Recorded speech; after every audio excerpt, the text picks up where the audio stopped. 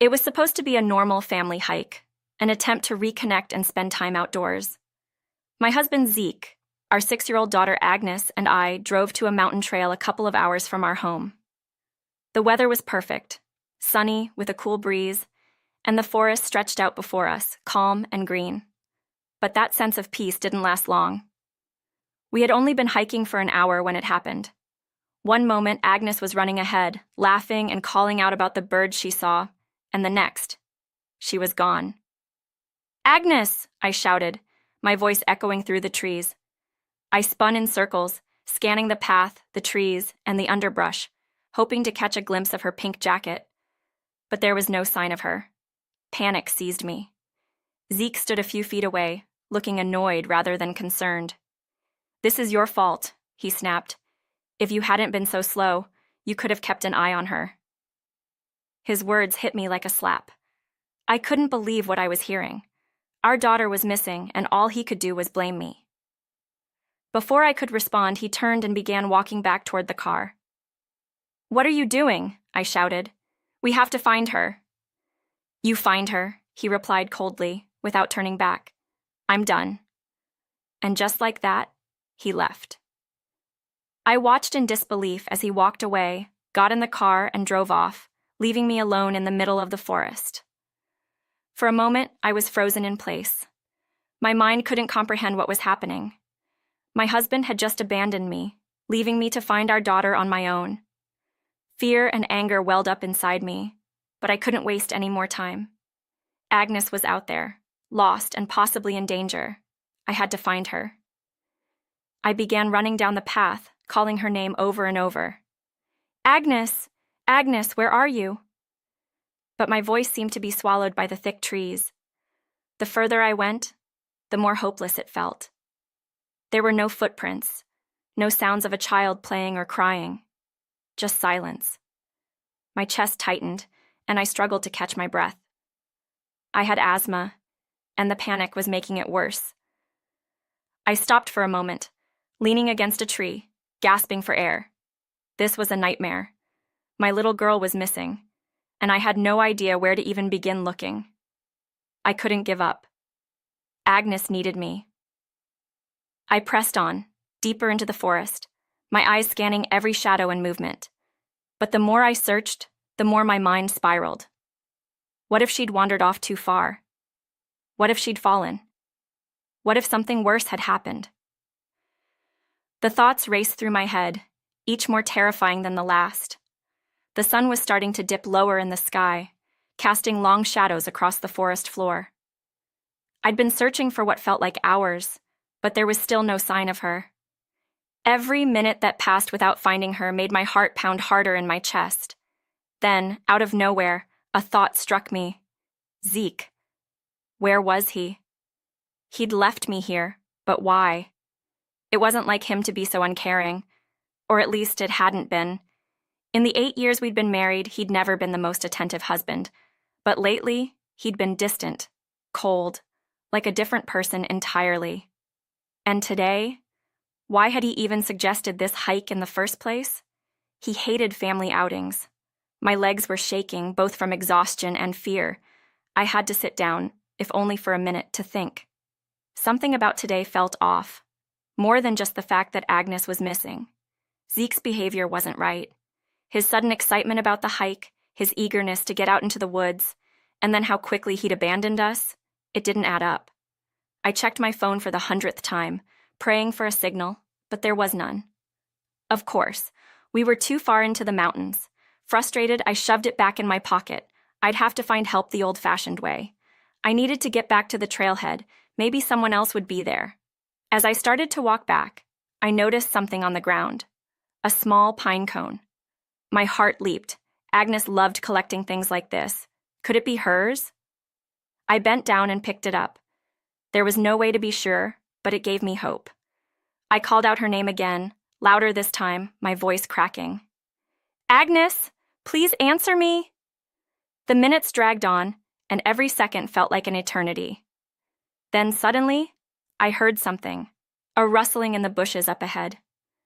My heart pounded in my chest as I moved toward the sound. Was it her? Was she finally coming back? But when I reached the spot, it wasn't Agnes.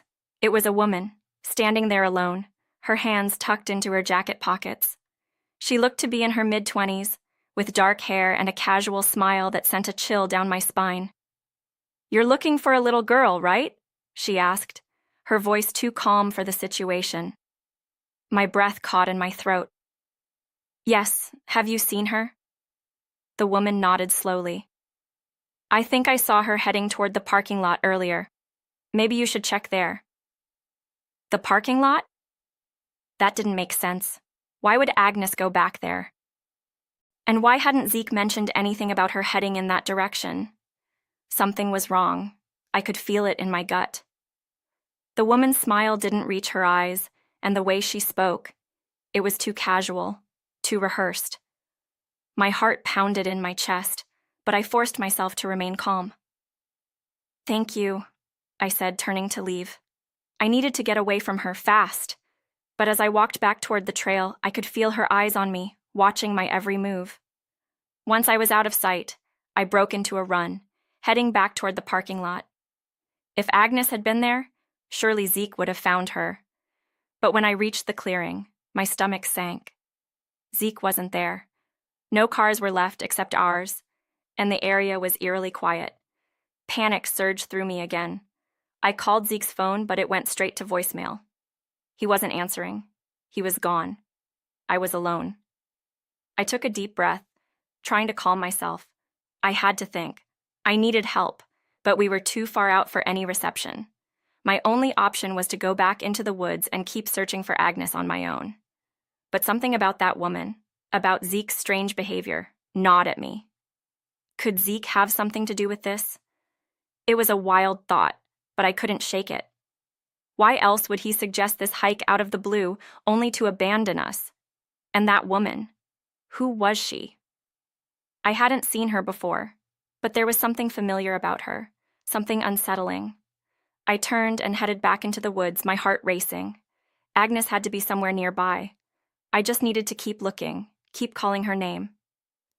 As the sun dipped lower and the shadows grew longer, I felt the weight of the situation pressing down on me. Time was running out. It would be dark soon, and I had no idea where my daughter was. My chest tightened, and I could feel the beginnings of an asthma attack creeping up on me, but I forced myself to push through it. I couldn't afford to break down now. Then, just as I was about to lose hope, my phone buzzed in my pocket. It was a weak signal, but it was enough. I immediately called the police, my voice shaking as I explained the situation. They told me they were sending help and that they'd just received word from a passerby who had found a young girl matching Agnes's description. Relief washed over me. Agnes had been found. She was safe. I hurried to the meeting point where a police officer was waiting with my daughter. The moment I saw her, I broke into a run, scooping her into my arms. "Mom!" she cried, clinging to me tightly. I was so scared. "I know, baby," I whispered, tears streaming down my face. "I'm so sorry." But as I held her, something she said stuck with me. "I wasn't lost, Mom. I was with one of Dad's friends." I pulled back and looked at her, confused. "What do you mean?" Agnes hesitated, then pointed to her toy camera. I took a picture. She said we were going to look at flowers, but then she left me alone. My heart sank as I looked at the photo. It was the same woman I had seen earlier, the one who had pointed me toward the parking lot. And in the picture, she was standing with Zeke, their bodies close, almost intimate. A cold dread settled in my stomach. This wasn't just a case of a missing child. There was something much darker going on, and Zeke, my own husband, was involved. My mind raced as I tried to piece everything together. Zeke had suggested the hike, led us into the woods, and then conveniently disappeared. And that woman? Who was she? How did she know Zeke? The relief I had felt moments earlier was quickly replaced by a sickening sense of betrayal. Zeke wasn't just neglectful. He had set this up. He had left me and Agnes in the woods so he could meet with this woman. But why? What was his endgame? I didn't have time to dwell on it. I needed to get Agnes to safety. I thanked the police and called a cab to take us to my brother's apartment. I didn't trust Zeke anymore. and I needed time to figure out what to do next. As we rode in the cab, Agnes fell asleep in my arms, her small body curled up against mine. I stroked her hair, my mind still reeling from everything that had happened. Zeke had betrayed me. He had put our daughter in danger for what? An affair? There had to be more to it than that. But whatever the reason, I knew one thing for sure. I couldn't stay with him anymore. When we arrived at my brother's apartment, I laid Agnes down on the couch and called Zeke. He answered on the third ring, his voice casual, as if nothing had happened. "Hey, where are you?" he asked. "Where am I?" I repeated, my voice shaking with anger. "I'm with Agnes. She's safe. Where the hell are you?" There was a pause on the other end of the line. I'm at home," he lied. "Don't bother," I snapped. "I know everything, Zeke. I saw the picture. I know about the woman, and I know you left us in the woods on purpose." There was silence for a long moment. Then Zeke's voice came through, low and cold. "You don't know what you're talking about." "I know enough," I replied, "and I'm done. Agnes and I are staying with my brother. Don't bother coming after us." Before he could respond, I hung up the phone, my hands shaking. I knew this wasn't over. Zeke wasn't the type to let things go easily, but I wasn't going to let him hurt us any more than he already had. The next few days were a blur. I contacted a lawyer, started the process for a divorce, and set up surveillance cameras around my brother's apartment. I didn't trust Zeke to stay away. But for now, Agnes and I were safe, and that was all that mattered. One night, while Agnes was sleeping, I received an alert on my phone. The camera at our house had detected movement. I opened the app and saw Zeke standing in the driveway looking up at the windows. He didn't know I wasn't there. I watched as he paced back and forth, his expression tense and angry. Then, after what felt like hours, he got back into his car and drove away. I let out a breath I didn't realize I'd been holding. He was still watching us, still trying to control us. But I wouldn't let him. Not anymore. A few days later, my lawyer called with good news. The divorce was moving forward, and we were close to finalizing everything. Zeke would have to pay child support, and I would get full custody of Agnes. It wasn't much, but it was a start. As I hung up the phone, I felt a sense of relief wash over me. This nightmare was almost over. I had Agnes, I had my family's support, and I was finally free from Zeke's control. But as I looked down at my sleeping daughter, I couldn't shake the feeling that this wasn't the end. Zeke wasn't going to let go that easily, and I had to be ready for whatever came next.